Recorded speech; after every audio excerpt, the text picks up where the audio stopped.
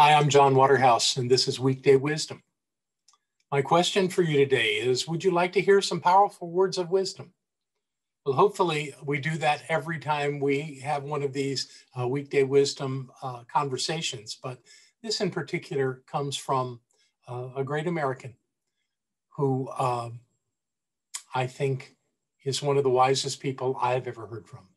And I'm going to read part of a speech that he gave many years ago. And you'll figure out who it is. And if not, I'll acknowledge him at the end. But I want you really just to be with the words and to think about how this applies to your life. That's what I'm doing for me. Here's how we go. This is the most important and crucial period of your lives. For what you do now and what you decide may well determine which way the rest of your life will go. Whatever building is constructed, you usually have an architect who draws a blueprint, and that blueprint serves as a pattern, as the guide, as the model for those who are building the building. A building is not well erected without a good, sound, and solid blueprint. Now, each of you is in the process of building the structure of your lives. And the question is whether you have a solid and sound blueprint. I want to suggest some of the things that should be in your life's blueprint. Number one, there should be a deep belief in your own dignity, your own worth. Don't allow anyone to make you feel that you are nobody. Always feel that you count. Always feel that you have worth. In your life's blueprint, you must have as a basic principle the determination to achieve excellence in your various fields of endeavor. You're going to be deciding as the days and years unfold what you will do in life. Once you discover what it is, set out to do it. I say to you that doors are opening to each of you. Doors of opportunity opening that were not open to your ancestors. The great challenge facing you is to be ready to enter these doors as they open. Ralph Waldo Emerson said in a lecture back in 1871 that if a man can make a better mousetrap than his neighbor, even if he builds a house in the woods, the world will beat a path to his door. This hasn't always been true, but it will become increasingly true. And I so urge you to not quit. I understand all of the sociological reasons why we often give up. But I urge you to stay vigilant in spite of any economic plight, in spite of any difficult situation with which you are forced to live. And when you set out to do what is ours to do, what is yours to do it as if God Almighty called you at this particular moment in history to do it. Don't just set out to do a good job, but set out to be the best doctor or the best lawyer or the best teacher that has ever been. If you set out to do anything less, you've already flunked your matriculation exam for entrance into the University of Life. If you choose to be a street sweeper, sweep streets like Michelangelo painted. Sweep streets like Beethoven composed music. Sweep streets like Marian Anderson sings at the Metropolitan Opera House. Sweep streets like Langston Hughes wrote poetry. Sweep streets so well that all the hosts of heaven and earth will have to pause and say, here lived a great street sweeper who swept his job well. Be the best at whatever you do. There are some noble Black men and Black women who demonstrated to us the human nature cannot be cataloged. Many have worked through long and desolate nights of oppression, and yet they have risen up against cloud-filled nights of affliction like blazing stars of inspiration.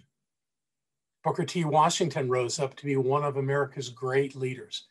He lit a torch in Alabama, and the darkness fled in that city. From a poverty-stricken area of Philadelphia, Marian Anderson rose up to be the world's greatest contralto, so that Toscanini could say that a voice like this comes along only once in a century. And from the hands of a mother who could neither read nor write, Rollin Hayes grows up to be one of the great singers of America, carrying his melodious horizon to the palaces and mansions of kings and queens. From crippling circumstances, there came George Washington Carver, who found himself an imperishable niche in the annals of science. The grandson of a slave preacher, he reached up and allowed a great light to shine in his life with all of its scintillating beauty. Then came Jackie Robinson, a star in the athletic sky with his powerful bats. Then came Jesse Owens with his feet and dashing speed. Then came Joe Louis and Muhammad Ali. All of them came to tell us that we can be somebody, and having a black complexion cannot cause anyone to forfeit nature's claim. Affection dwells in black and white the same. Finally, your last blueprint must be a commitment to the eternal principles of beauty, love, and justice. Don't allow anyone to pull you so low as to make you hate them. Don't allow anybody to cause you to lose your self-respect to the point that you do not struggle for justice. You have a responsibility to seek to make this a better nation in which we live. You have a responsibility to seek to make life better for everybody. And so you must be involved in the struggle for freedom and justice. Now, in this struggle, there are things that we all can do and that we must do. I believe in nonviolence. We've served with this method with young people and adults alike, all over the South. And we have won some significant victories. And we've got to struggle with it all over the North because the problems are as serious in the North as they are in the South. But I believe as we study these problems, we've got to address them from a method that can be militant, but at the same time does not destroy life. So our slogan must not be burn, baby, burn. It must be learn so that we can earn, earn, earn.